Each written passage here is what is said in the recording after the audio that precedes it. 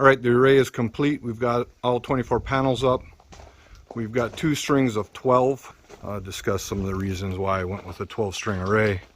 It feeds up into the array, comes up, and it'll go down into the conduit, and we'll run it inside and take a look at what we got inside. All right, this is the current electrical panel setup. Again, this is going to be relocated, and then we're going to rewire the entire cabin here. There is plywood put up with the hardy board backer. We're going to lay out the 2 inverters on this panel over here. The solar is going to come in from this direction through the disconnects. We'll have a couple of the inverters, and we'll relocate the current panel setup, electrical panel setup, over to this location here. Also, I probably won't go through too much of the installation because there's quite a bit of information out there on that. So started the installation by hanging the 2 inverters. After that, I followed up with the Nader DC to DC breakers on the positive in.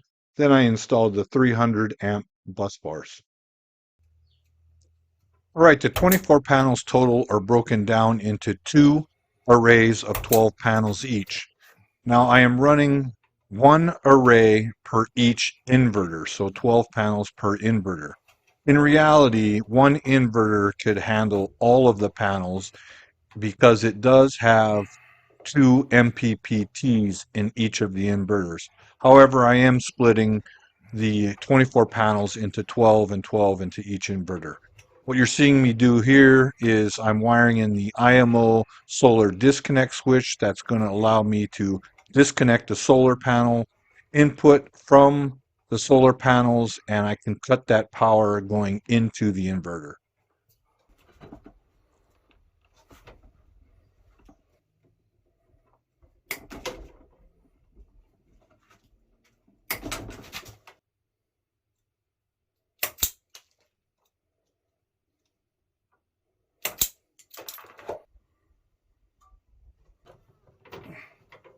When you tighten your wires, you really want to give a tug on that wire there to make sure that it is indeed tight. All right, the number 1 PV array seems to be pretty much in line. If I go into PV2, it's offset maybe about a half, 3/4 of an inch. So I'm not going to be using it right now. Probably will be in the future. All right, the 4 solar wires come out of the conduit here. I am running 10 gauge Windy Nation solar wire. So I've got the 4 wires where they split off 2s into each separate array, going down into IMO solar disconnect box, 1 for each array. And then the wires come down into each of the inverters, and they go into 1. I got it going into PV1. They have 2 MPPTs in each of these units, but I'm only going to be running 1 per unit, and that is mirrored again on this side where the solar wire is coming in into PV1. Now I am running 1 AUG or 1 AWG wire into the Nader DC breaker. This is a DC breaker, NDB1 12500 amp. And then it's 1 AUG wire coming out of that into the 300 amp bus bars that I have here. And it's mirrored on the other side, same thing. Now these conductor lengths are the same lengths. And then I also have 1 AUG, 1 AWG negative wire. I do need to get the terminals to terminate these and then connect each of the breakers on there.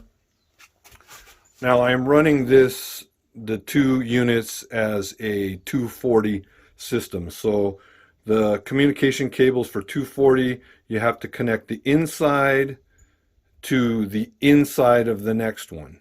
And the outside cable connects to the outside cable. So make sure you get that communication correct if you're running it as a 240 system. Now I will be running heavier gauge wire coming out. The negatives will come and head this direction. The positives will head straight across. And I'll be building a racking system for the 2 separate battery banks.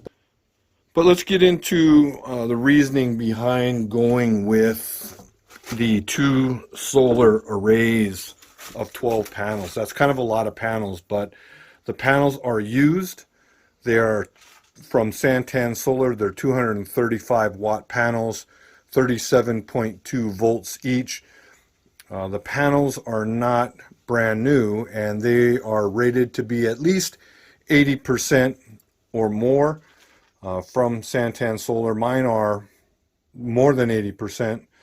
If you were to take 37.2 times 12, you've got 446 point something, which is about the maximum you should be running through each of these inverters, because these are 500 volt inverters, but the reality is that's 500 volts, you know, intermittent spiking.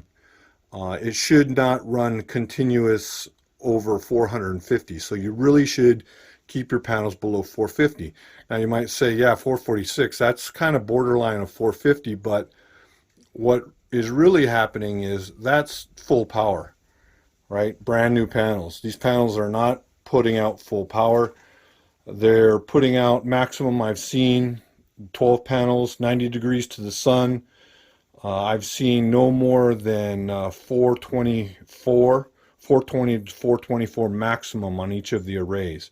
Now that's still kind of pushing it, but my location here, I'm not worried about low temperatures. So if it's full sun is out, I'm not any less than 75 degrees here, and 75 degrees would be about the coolest you would ever see here. So I'm not too concerned that it's ever going to go over the 450. So that's the reason I'm running the 12 panels in 2 separate arrays.